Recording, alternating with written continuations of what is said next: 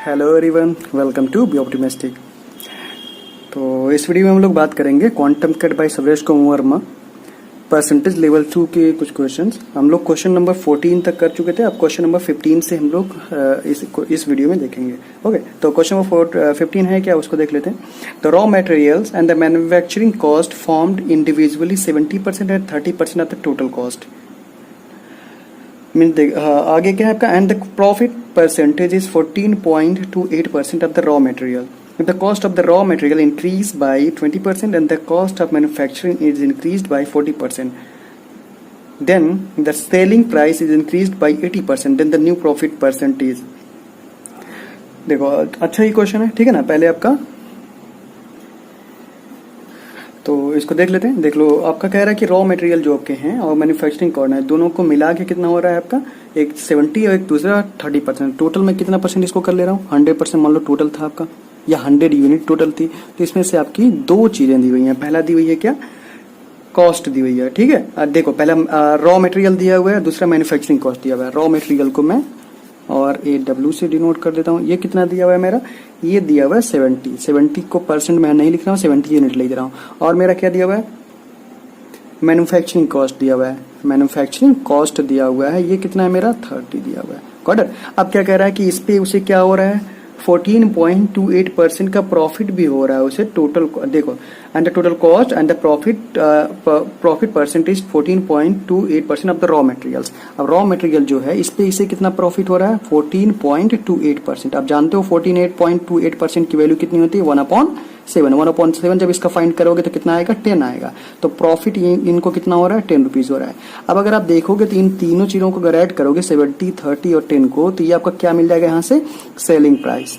Selling price अब इसे कितना हो जा रहा है, मतलब सेल कितने में करेगा वो, दिस वन। देखो कॉस्ट तो 100 था, अब प्रॉफिट उसे 10 हो गया। अब 100 प्लस 10 किया आपने, 110 सेलिंग प्राइस हो गया। अब आगे न्यू कंडीशन जो दिया हुआ है उसको देख लेते हैं हम लोग। If the cost of the raw materials increased by 20%, देखिए अब इसको क्या कर रहा है, यहीं पर मैं बता दे रहा हूँ, 20% इसको इंक्रीज कर रहा है। 20% इंक्रीज करेगा कितना हो जाएगा आपका, डायरेक्टली फिगर आउट कर लो। 14, 70 प्लस 14 विल बी 84। अब इसे रॉ मटेरियल का कॉस्ट कितना हो जा रहा है, 84 यूनिट हो जा रहा है। करेक्ट। और जो आपका मैन्युफैक्चरिंग कॉस्ट है उसको कितना इंक्रीज कर रहा है, 40% इंक्रीज कर रहा है। इसका कितना परसेंट इंक्रीज कर रहा है, 40% इंक्रीज कर रहा है। जब इसका 40% इंक्रीज करेगा, 12 प्लस 30 विल बी 42।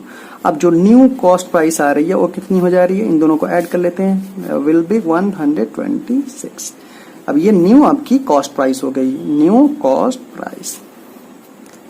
ओके, अब आगे देखो एक कंडीशन और दिया हुआ है, क्या कह रहा है, if the selling price is increase by 80%। अब इसको 80% इंक्रीज कर रहा है, तो इसका 80% 88, 110 प्लस 88, मतलब new selling price will be what, 110 plus 88 will be 198। देखो 110 प्लस 88 में यहां लिख भी दे रहा हूं, ठीक है। ये चीज हो गया। अब देखो आपसे पूछ रहा था कि the new profit percentage, the new profit यहां से निकाल सकते हो। प्रॉफिट इक्वल कितना हो जाएगा, when we subtract we will get 198, 120, 72 upon 126। ये प्रॉफिट परसेंट आपकी यहां से आ जाएगी इंटू 100, ठीक है। अब यहां से जब सॉल्व करोगे, that will become 36, that will become 63।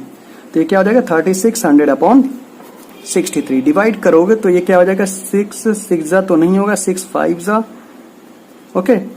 Approximate this 57 point something percent आएगा। तो आपका ऑप्शन जो दिया हुआ है कांट बी डिटरमाइन, तो कभी होगा नहीं, क्योंकि वैल्यू हम लोगों की 57 पॉइंट समथिंग यहां से आएगी। एग्जैक्ट वैल्यू अगर आप निकालना चाहो यू कैन डिवाइड, ओके। तो आपकी 57 और 60 ये दो ऑप्शन थे, और एक और ऑप्शन था 65, तो फालतू का था। जो 57 वाला ऑप्शन रहेगा वही आपका आंसर हो जाएगा। होपफुली आप समझ गए होगे इस क्वेश्चन को। चलो आते हैं हम लोग क्वेश्चन नंबर 16 पे। क्वेश्चन नंबर 16 है क्या, पहले इसको देख लेते हैं। Okay, ABC and D purchased the sign multiplex for rupees 56 lakhs. The contribution of B, C and D together is 460% of that of A, okay, alone. And the contribution of A, C and D together is 366.66% that of B's contribution. And the contribution of the C is 40% that of A, B, D together. The amount contributed by D. ये थोड़ा easy question है, आसान भी लग रहा है, ठीक है ना। तभी मैं आपको बता देता हूँ। देखो कैसे करोगे इसको। A plus B plus C plus D की वैल्यू कितनी दी हुई है, थोड़ा नीचे लिखता हूँ। हाँ देखो, A plus B plus C plus D, इसकी वैल्यू कितनी दी हुई है, 56 लाख। 56 लाख लिख लिया मैंने, ओके। अगला कंडीशन क्या था, the contribution of B C D, ठीक है। B plus C plus D, ये कितना था आपका 460% डेट ऑफ ए। 460% को क्या लिख सकता हूं मैं 4.6 ऑफ ए, मतलब ये, मतलब इसकी जगह पर B plus C plus D की जगह पे मैं 4.6 ऑफ ए लिख सकता हूं। तो 4.6 ए प्लस 1 मतलब 5.6 ए, देखो यहां लिख भी देता हूं 5.6 ए इक्वल है 56। देन ए की वैल्यू क्या हो जाएगा, 10 लाख ना, ये ए की वैल्यू मुझे मिल गई। अब दूसरा कंडीशन देख लेते हैं हम लोग। देखो the contribution of A C and D together is 366 point this one. Okay, देखो अब यहां पर दिया हुआ है A plus C plus D, एक इसके इक्विवेलेंट है 366.66 को कैसे लिखेंगे हम लोग, 3 हो गया, 300 मतलब 3 हो गया, प्लस 66.66 की वैल्यू क्या है 2/3 ऑफ बी। तो इसको जब सॉल्व करूंगा तो क्या आ जाएगा मेरा 11b/3। तो मतलब a plus C plus D की वैल्यू क्या लिख सकता हूँ 11/3b। जब 11/3 यहाँ पर रख के मैं सॉल्व करूंगा क्या आ जाएगा मेरा 14b/3 इक्वल कितने का है ये 56, 14 4 एंड b 4 3 12। तो b की वैल्यू यहाँ से क्या आ गई मेरी 12 लाख। ठीक है, एक वैल्यू और आ गई मेरी। ठीक है, अब अगला कंडीशन क्या है मेरा, देखो the contribution of C is 40%, C is 40%, C की वैल्यू दे रहा है किसकी 40% ये कह रहा है ए बी और डी की। देखो A plus B plus D, इसकी वैल्यू की है 40%, 40% मतलब क्या हो जाएगा 2/5।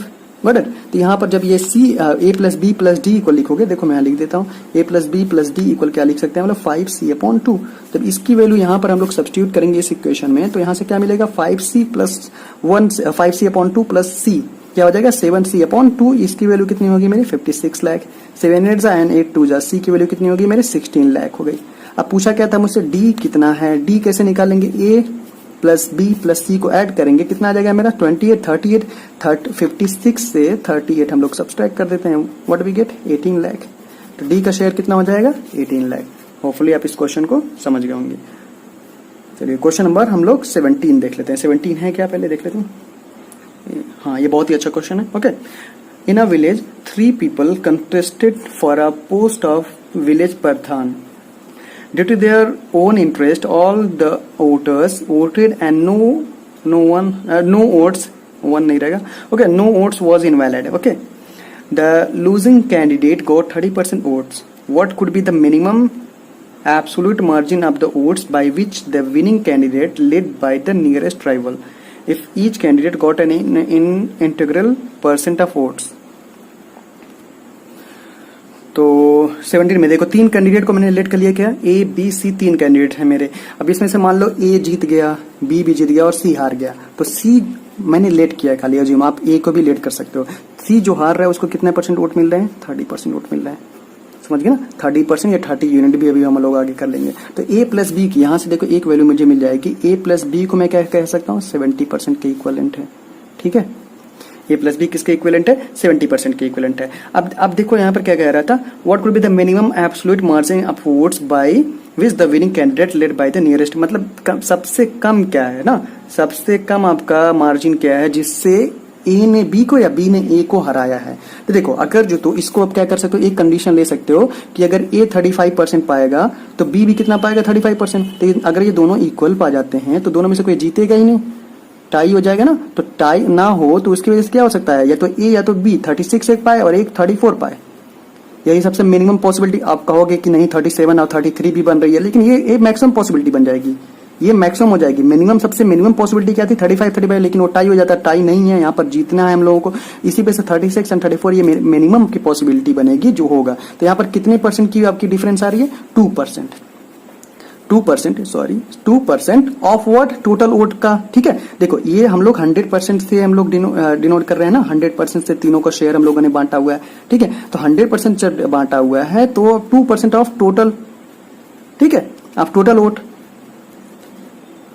समझ गए ना। ये क्या करेगा, मिनिमम मार्जिन मुझे शो करेगा, 2% ऑफ टोटल वोट मेरा मिनिमम मार्जिन शो करेगा। अब 2% की वैल्यू को क्या लिख सकता हूं 2/100 मतलब 1/50 इनटू, अब देखो वैल्यू क्या चाहिए मुझे, इंटीजर में चाहिए, मतलब डेसिमल में वैल्यू नहीं आ सकता। अगर टोटल वोट को मैं क्या कर लेता हूँ 50 वोट मान लेता हूँ ना, अज्यूम कर लेता हूँ 50 वोट, तो मेरा यहाँ पर मिनिमम वैल्यू 1 मिल जाएगा। और आप कहोगे नहीं 50 नहीं 100 मानना है मुझे, तो भाई 100 जब मानोगे लेट करोगे तो 2 आ जाएगा, तो वो मिनिमम पॉसिबिलिटी नहीं रहेगी। 200 लोगे तो 4 आ जाएगा ना। आपको मिनिमम पॉसिबिलिटी चाहिए, तो मिनिमम ऐसा कौन सा पॉसिबिलिटी है जो इंटीजर में वैल्यू मिले? 50 है। तो इसी वजह मैंने यहाँ पर टोटल वोट को 50 अज्यूम किया। समझ गए होंगे क्यों 1 क्यों आया, क्योंकि मिनिमम एब्सोल्यूट आपको वोट बताने थे कि कितना है। होपफुली आप इस क्वेश्चन को समझ गए होंगे। चलिए आते हैं हम लोग क्वेश्चन नंबर 18 पे। तो 18 है क्या, पहले उसको देख लेते हैं। Okay, every day a mango seller sales half his stock. 10% of the stock overnight gets spoiled. If 1983 mangoes rotted over 3 nights, then how many did he start with on the first day? देखो इस question को मैंने 2-3 बार solve किया तो इससे मुझे कुछ conclusion मिला, लेकिन आप 100 लेट करके भी कर सकते हो, लेकिन वहां डेसिमल वगैरह आएगा तो यहाँ पर 100 लेट नहीं करना। लाइक थोड़ा सा कॉमन सेंस यूज करने पर आपको मिल जाएगा कि ऐसा कौन सा डिस्ट्रीब्यूट करें जिसमें हम लोगों का डेसिमल वगैरह बहुत ही कम आए। समझ गए ना। तो मैं क्या करता हूँ, टोटल जो मैंगोज हैं उसको कितना यूनिट लेट कर लेता हूँ। 1 मिनट। हाँ, टोटल जो मैंगोज हैं, मैंगोज को एम लिख दिया मैंने। ये कितना लेट कर लेता हूँ मैं? 800 यूनिट लेट कर लेता हूँ। यूनिट है ये, 800 मैंगोज नहीं है, 800 यूनिट है। अब क्या कह रहा है पहला कंडीशन, कह रहा है कि half of his stock. Okay, every day mango seller sales half, मतलब सेल कर देता है कितना, देखो सेल कर दिया 400, तो इसके बाद बचा कितना स्टॉक? 400 बचेगा। देखो ये रिमेनिंग स्टॉक है उसके पास, और वो जो आपका ये है ये सेल किया हुआ स्टॉक है। तो ये बचा हुआ स्टॉक है, इतना इसने बेच दिया, तो इसमें से कुछ होगा नहीं। अब इसके बाद क्या कह रहा है, अब इसमें से भी क्या कर रहा है वो, देखो अब देखो इसमें से क्या हो रहा है आपका 10% खराब हो जा रहा है। 10% मतलब इसकी कितनी आएगी? 40 ये क्या हो गया? खराब हो गया। खराब मतलब रॉटन हो गया, खराब हो गया, ठीक है ना। ये याद रहने से स्पॉइल्ड हो गया, बट स्पॉइल्ड लिख लेते हैं ताकि याद रहे, ठीक है ना। 10% आपका इसको मतलब इतना जब खराब हो गया तो बचा कितना आपका? यहाँ से अगेन मैं 2 केसेस कर ले रहा हूँ। देखो 180 मेरा बचा, सॉरी 360 मेरा बचा, 360। ओके, अब 360 मेरा बचा हुआ। अब इसमें से क्या करता है अगेन और नेक्स्ट डे, ये तो पहला फेज था पहले फर्स्ट डे में, ठीक है। अब सेकंड डे में क्या करता है वो 180 सेल कर देता है, तो अगेन उसके पास 180 बचेगा रिमेनिंग, ठीक है। रिमेनिंग बचा ये, ठीक है, remaining it is wrong. Okay, remaining बचा, तो ठीक है। अगेन ये 10% यहाँ से क्या होगा? खराब हो जाएगा। 10% मतलब कितना खराब हो गया? 18 यूनिट आपके खराब हो गए। Got it. अब जब 18 यूनिट खराब हो गए तो बचे कितनी यूनिट आपके उसके पास? 162 यूनिट। अब 3 दिन तक बेचता है, ये तो सेकंड डे था, ठीक है, ये सेकंड डे था। अब थर्ड डे अगेन सेल कर रहा है, तो थर्ड डे कितना सेल कर देगा? 81 सेल कर देगा इसका आधा। ओके, अब 81 उसके पास बचेगा, तो इसमें से अगेन कितने खराब हो जा रहे हैं मेरे? 10%, मतलब 8.1% अगेन खराब हो जा रहे हैं, 8.1 यूनिट। Got it. अब यहाँ से कितना बच रहा है उसके पास? इसको जब माइनस करेंगे तो हम लोग का कितना आ जाएगा? 72.9। इतने यूनिट उसके पास लास्टली बचेंगे। गॉट इट, इतने यूनिट उसके पास बचेंगे। अब क्या कह रहा है यहाँ पर देखो, एक चीज दिया हुआ था कि if 1983 mangoes rotted over 3 nights, मतलब देखो ये चीज मेरा स्पॉइल्ड हो गया था, ये मेरा स्पॉइल्ड हो गया था, ये स्पॉइल्ड हो गया था, तो इन तीनों का सम वो कह रहा है कि 1983 के इक्विवेलेंट है। तब इसको मैं ऐड करूंगा, 40 plus this 58 plus this 66.1 unit. 66.1 unit की वैल्यू कितनी है? 1983। और इतने मैंगोज के इक्विवेलेंट है। तो इससे जब मैं डिवाइड करूंगा इधर तो लगभग 6 3 जा 18, 3 टाइम्स जा रहा है मेरा। अब इस डेसिमल को जब रिमूव करूंगा तो 10 का इधर मल्टीप्लाई करूंगा, मीन्स देखो ये 1 टाइम हो गया, ओके, और ये कितने हो गए? 3 टाइम, और डेसिमल की वजह से इधर 0 बढ़ गया। Got it. तो 1 यूनिट की वैल्यू मेरी कितनी हो गई? 30 मैंगोज। Okay, 30 mangoes. अब मेरी स्टार्टिंग में मैंने कितना यूनिट लेट किया था? 800 यूनिट लेट किया था, तो 800 यूनिट की वैल्यू कितनी हो जाएगी मेरी? 330 into 800 will be what? 24,000 mangoes. ठीक है, समझ गए होगे होपफुली आप इस चीज को। ठीक है, बहुत ही अच्छा क्वेश्चन था ये। ठीक है, अगर आपको समझ में नहीं आया होगा तो फिर से एक बार रिवर्स करके देखना, आपको जरूर समझ में आ जाएगा। तो चलिए आते हैं हम लोग क्वेश्चन नंबर 19 पे। तो 19 है क्या, पहले उसको देख लेते हैं। Okay, a man lost half of his initial amount in the gambling after playing 3 rounds. The rule of gambling is that if he wins he will receive ₹100 but he has to give 50% of the total amount after each round. Luckily he won all the 3 rounds. The initial amount with which he had started the gambling was, देखो एक आदमी है जो कि आपका lost half of his initial amount in the gambling, आधा अपना पैसा मतलब गुम हो जाता है उसका, मतलब हार जाता है ना। मान लो 100 यूनिट था तो 50 यूनिट वो हार गया। Got it. अब देखो क्या कह रहा है, the rule of gambling that is wins he wins receive this one. Okay देखो, अब मान लो खेलता है, गैम्बलिंग खेलता है, तो अगर वो जीतेगा तो 100 रुपीज उसे मिलेंगे, बट उसे क्या करना पड़ेगा, वो 50% ऑफ टोटल जो भी उसके पास टोटल अमाउंट रहेगा उसे क्या करना पड़ेगा, ईच राउंड में देना पड़ेगा। अब क्या करता है, भाग्य भरोसे वो तीनों राउंड्स जीत जाता है। देखो मान लो पहला राउंड, फर्स्ट राउंड जब जीतेगा तो पहले उसके पास स्टार्टिंग में कितने थे, 100 यूनिट थे, that is unit. Okay it is unit, you बन गया। ओके 100 यूनिट था, तो 100 यूनिट को मैं यू लिख ले रहा हूँ, प्लस कितना 100 रुपीज जीतेगा। Got it. अब इसका 50% वो दे देगा, मतलब क्या 50 यूनिट प्लस 50 रुपीज, ये रुपीज है, मैं बार बार लिखूंगा नहीं इसको। ओके अब देखो, ये इतना पहले राउंड में इतना जीता उसने और इतना उसने दे दिया, तो इतना बचा हुआ उसके पास अमाउंट है। ठीक है, अब नेक्स्ट राउंड में क्या करेगा, अगेन वो जीत रहा है, सेकंड राउंड में अगेन वो जीत रहा है, तो 50 यूनिट तो रहेगा उसके पास, 50 यूनिट। ओके प्लस 100 रुपीज और आएंगे उसके पास, 50 प्लस 100 कितना हो जाएगा, 150 रुपीज। अगेन इसका 50% वो दे देगा, तो 50% मतलब क्या दे देगा, 25 यूनिट प्लस 75 रुपीज वो दे देगा। गॉट इट, इतना रुपीज वो दे देगा, तो इतना जब दे देगा तो इतना इसके पास बचेगा भी। अब थर्ड राउंड में भी वो क्या कर रहा है, जीत रहा है। ठीक है, थर्ड राउंड में क्या कर रहा है, 25 यूनिट तो रहेगा इसके पास, प्लस कितने रुपीज और आ जा रहे हैं, 100 रुपीज। 100 प्लस 75 कितना हो जाएगा, 175 रुपीज। इतना उसके पास आ रहा है। अब इसका आधा अगेन वो दे देगा, आधा मतलब देखो इसका कितना हो जाएगा, 12.5 यूनिट। आधा जब करेंगे हम लोग, प्लस 175/2 कर दे रहा हूँ, इसको डेसिमल में नहीं कर रहा हूँ मैं। ओके ये हो जाएगा, समझ गए। इतना उसने दे दिया, तो बचा हुआ भी अमाउंट कितना रहेगा इसके पास, जो इसके पास रिमेनिंग अमाउंट रहेगा ये चीज रहेगी, 12.5 यूनिट प्लस 175/2 रुपीज। अब देखो शुरू में एक स्टेटमेंट दिया हुआ था कि man lost half of his initial amount, मतलब ये 100 यूनिट था तो उसमें से 50 यूनिट वो हार जा रहा है। ठीक है, अब ये 50 यूनिट जो है, ठीक है, अब जो बचा हुआ यहाँ का 50 यूनिट रहेगा और ये जो बचा हुआ यूनिट रहेगा, दोनों आपस में क्या होंगे, इक्वल होंगे, ऐसा इन्होंने क्वेश्चन में दिया हुआ है। तो 50 यूनिट इक्वल 12.5 यूनिट। ठीक है ना, जैसा क्वेश्चन में कहा वैसा मैंने कर दिया, 175/2। इधर जब से करेंगे तो इन दोनों को सब्सट्रैक्ट कर सकते हैं, 37.5 यूनिट इक्वल क्या हो जाएगा मेरा, 175/2। 2 को मैं इधर करूंगा तो क्या हो जाएगा मेरा, 75 यूनिट इक्वल 175। ठीक है, आप 1 यूनिट की वैल्यू निकाल सकते हो या आप 100 यूनिट की वैल्यू निकाल सकते हो, क्योंकि हम लोग को 100 यूनिट टोटल बताना है कि इनिशियल में उसके पास कितना था, तो 100 यूनिट इक्वल क्या हो जाएगा मेरा डायरेक्ट। ठीक है, देखो लेवल 2 पढ़ रहे हैं, इसी उसमें क्वेश्चन थोड़ी बहुत डायरेक्ट कर रहा हूँ। ठीक है ना, लेवल 1 में मैंने पूरे डिटेल में एक एक चीज बताया हुआ था। 175/75 जो चाहिए हम लोगों को, उसका मल्टीप्लीकेशन कर दूंगा, 25 4 जा 25 3 जा, जब मल्टीप्लीकेशन करेंगे तो मेरा क्या आ जाएगा, 700। 17 4 जा 16, 4 5 जा 20, मतलब 700/3। मतलब इनिशियल में उसके पास कितने रुपीज थे, 700/3 रुपीज थे। होपफुली आप इस क्वेश्चन को समझ गया होंगे। लीजिए पूरे स्क्रीन पे क्वेश्चन है, आप आराम से इसको फिर से रिवर्स करके स्क्रीनशॉट लेके जैसा मन करे वैसा देख सकते हैं। बहुत ही अच्छा क्वेश्चन था ये। ठीक है, तो चलिए आते हैं हम लोग क्वेश्चन नंबर 20 पे। क्वेश्चन नंबर 20 है क्या, उसको देख लेते हैं। Okay, in a factory there are 3 types of machines, M1, M2 and M3, which produce 25%, 35% and 40% of the total products respectively. M1, M2 and M3 produce 2%, 4% and 5% defective products respectively. What is the percentage of non-defective products? देखो easy question है ये। ठीक है ना, एक factory है जिसमें कितने मशीन्स हैं, 3 मशीन्स हैं। ओके, जो इसका नेम क्या दिया हुआ है, M1, M2 and M3। Okay, तो 3 मशीन्स हैं जिसमें ये है। अब वो कितना प्रोडक्शन कर रहे हैं, पहला प्रोडक्शन कितना कर रही है, 25% कर रही है, दूसरा कितना कर रही है, 35 कर रही है, और तीसरा कितनी कर रही है, 40% कर रही है। ये इनका प्रोडक्शन है, इसको मैं P से कर ले रहा हूँ। ओके, अब इसमें क्या कर रहे हैं वो लोग, डिफेक्टिव पार्ट्स कुछ डिफेक्टिव कर रहे हैं। डिफेक्टिव को मैं D से कर ले रहा हूँ। कितने परसेंट इसका है, 2%।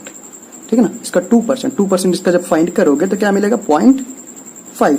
करेक्ट। और इसका कितना परसेंट है आपका डिफेक्टिव, that is 4%। तो 4% जब इसका फिगर आउट करोगे, 140 मीन्स अपॉन 100 मीन्स 1.4 आ जाएगा, 1.4 यूनिट। टोटल 100 थे, माइंड में रहना चाहिए, उसको 3 पार्ट में हम लोगों ने डिवाइड किया।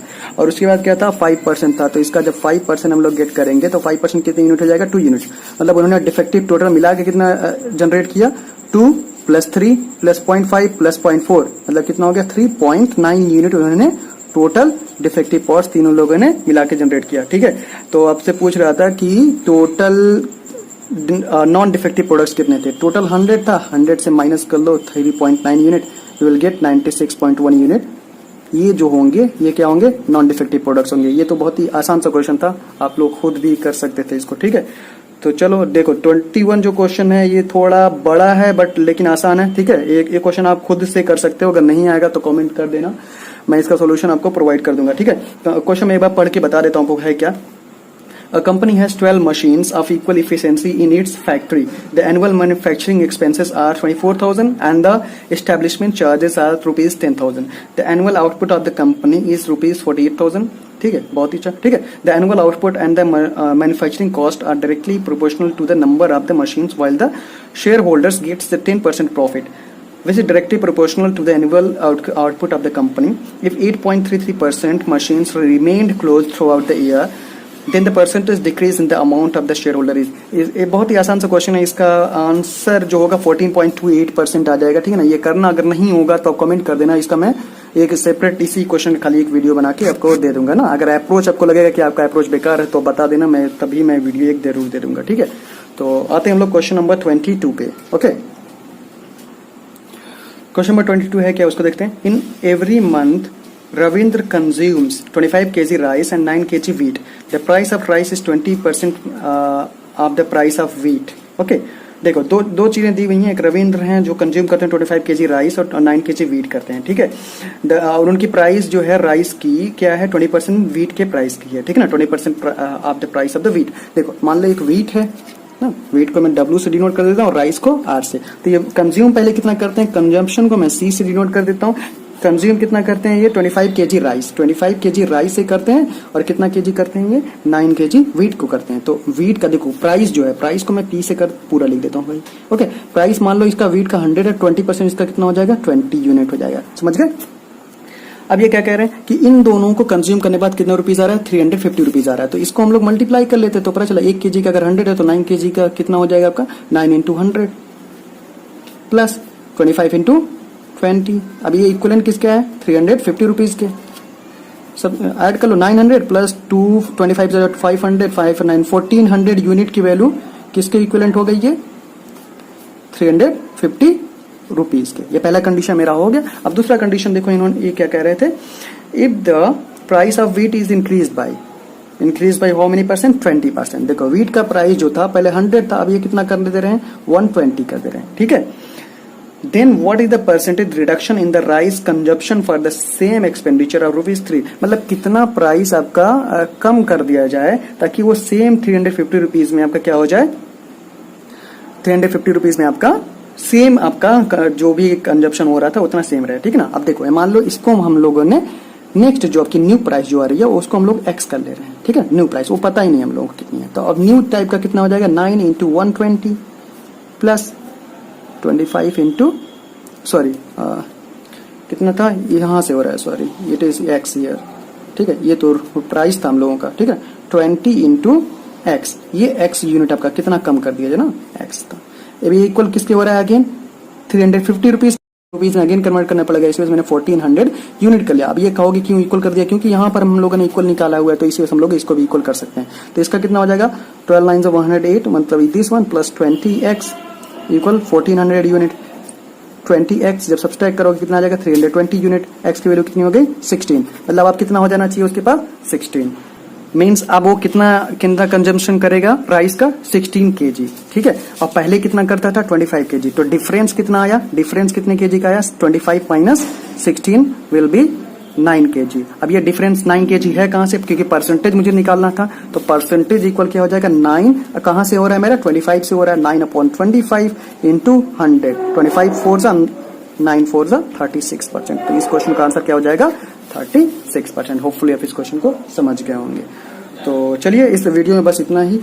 नेक्स्ट पार्ट में जल्द लेके आऊंगा, ठीक है। और जो मैं प्रॉफिट लॉस एंड डिस्काउंट वाला चला रहा था उसका भी मैं जल्दी वीडियो अपलोड कर दूंगा, ठीक है। तो अगर कोई आपको लगता हो कि कोई अप्रोच और इससे अच्छा है तो आप लोग वहां पर कमेंट कर सकते हो, ठीक है। चलो इस वीडियो को देखने के लिए थैंक यू वेरी मच।